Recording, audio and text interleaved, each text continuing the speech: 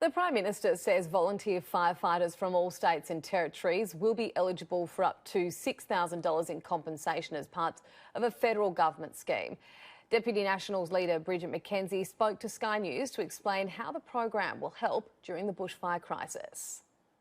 In response to a request from the New South Wales Government, the Prime Minister has announced that we as a federal government will be providing income loss payments for our volunteer fire services, particularly for those who are employed by small businesses and who indeed own small businesses themselves. This is in response to recognising that these fires have been going on for some time, and this is the very start of the season, and I think it's an appropriate response. We know that our great volunteer firefighters, the CFA here in Victoria, the RFS in New South Wales, and right around the country, our volunteer firefighters, it's not their day job.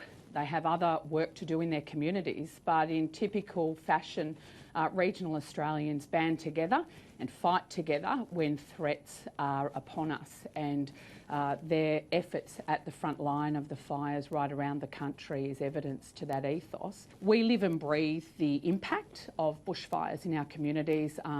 Many of our members in our party room are members of their local brigades, so it is something we feel very keenly each and every day. Well, I think it's something for state ministers to discuss when they next get together. We've got the scheme in place. It's not the first time this sort of response has been used when in times of difficulty such as we're experiencing at this year, and so it is appropriate that when state ministers get together that it is a topic of discussion, and I'm sure that they will have a serious chat about how a federal government can respond to and assist state governments with their firefighting response. Whatever states have requested of us, the Emergency Services Minister David Littleproud has made sure that they've had whatever's required, and we've acted at the ready and request of the state governments who are suffering through these bushfires.